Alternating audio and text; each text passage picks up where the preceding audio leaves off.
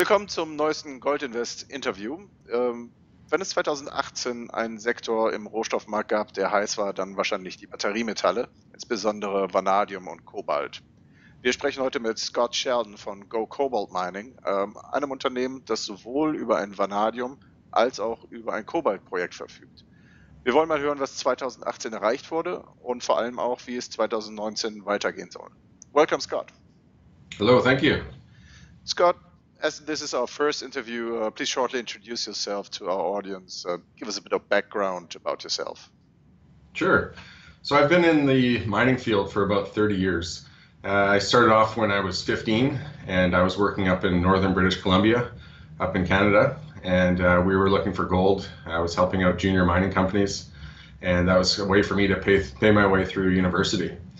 Then flash forward to about 8 years ago, we started Cobalt with a gold project up in the Yukon, and through a tough market, we managed to work that really well, and then we recently sold off that gold project and moved into the battery metals. Okay, so thank you. So let's talk about Cobalt then, starting with the aptly named monster project, as it looks like now. Please tell us what you have there and what did you achieve so far? Sure. So as I said, we recently shifted into the battery metals market. And so with our Yukon experience, we decided to go and look around and see what we could find.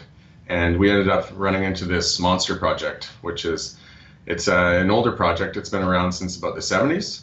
And we've kind of taken over from where these other companies have left off. And we've started proving it up and working on some of these historical showings. It's an IOCG project. IOCG stands for iron oxide copper gold. Okay. And if you look at some of the bigger mines in the world, like Candelaria or Olympic Dam in Australia, they carry the same IOCG signature. Well, okay. So you've been looking at that. You've been sampling, drilling. Where are you at with the monster project now? Yeah, this summer we did a mag and radiometric survey. We did some soil sampling. We haven't done any drilling yet, but with the magnetic survey that we took, we got some pretty encouraging results.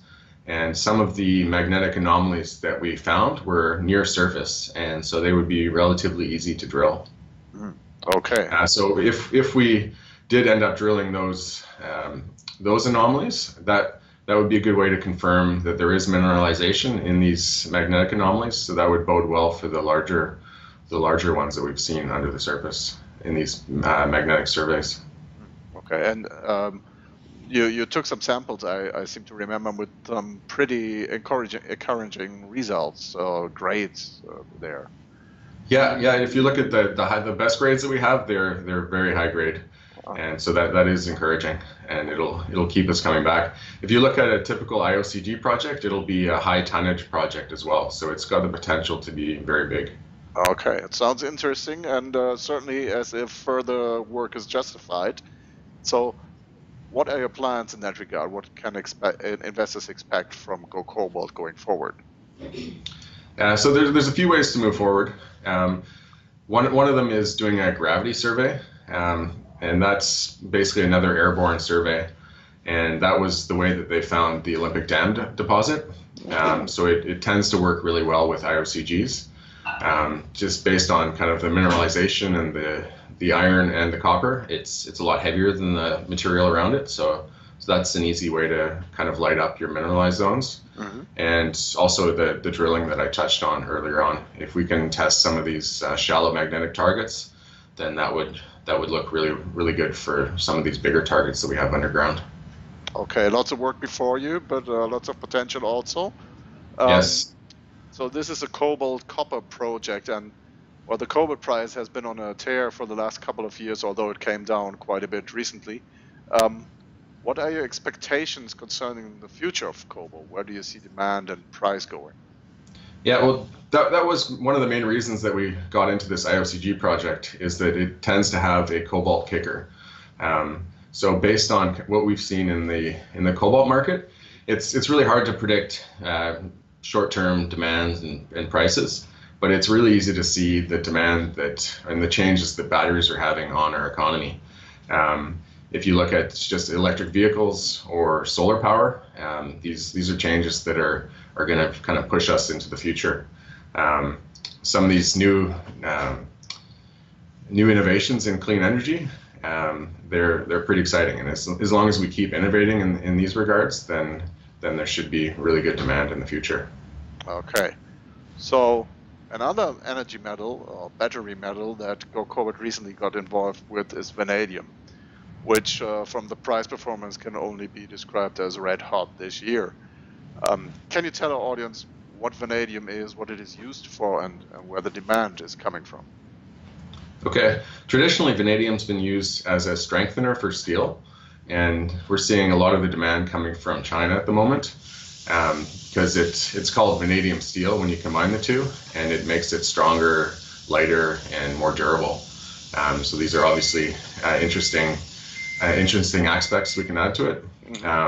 But then you look at some of the innovations coming in technology, like we have the flow redox battery, and that's generating a lot of interest based on some of the longevity that can add. If you compare that type of battery to a regular EV battery that we would see in a Tesla, the flow redox has potential for unlimited longevity, so it wouldn't really run out of, or it wouldn't go bad. So that's pretty encouraging. Okay, so I guess that explains why you got into that sector then. Yes. Tell us about the Bahua Vanadium project. Why did you choose that property in particular? Well, we evaluated a lot of different vanadium projects in 2018, and it came down to we wanted to stay in Canada. We like the Canadian mining environment, and we wanted a project that was easy to access. And Vereshwa has both of those. It's right near a road, and the mineralization seems to be really close to the surface, so it would be a relatively cheap project to explore. And for a junior company, that's music to our ears. That's essential, really. Yes. So I guess you haven't had the project that long, but I think you got some preliminary work done already. Can you tell us about that, please? What did you achieve there? Sure. There was a quick follow-up to the initial report that we saw that got us interested in the project. So there were a few more samples that were taken. These were basically just to confirm the same results that we'd seen in the initial reports. So we would have been happy if they were on par with those results, but we ended up getting better results than the original report. So we were pretty happy about that. I guess so. So what's the plan for 2019 then at Bahua? What is the work you're going to do? For 2019, it feasibly could be drilled pretty soon. We've reached out to a few groups, contracting groups in Quebec. There's one group that we know is going to be there in January, and so it could be possible to drill pretty early. Okay. There's quite a bit of snow in Quebec at that time, obviously, but in terms of a drill program, it might make it easier to drill just for setting up a drill pad and all that. So something could happen pretty quick.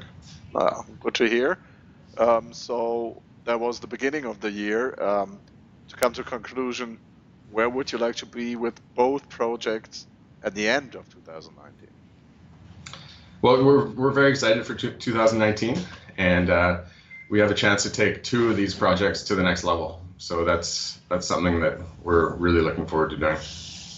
Okay, thank you very much, and we'll be certainly following your progress over the year. Thanks. All right, thanks, Bjorn.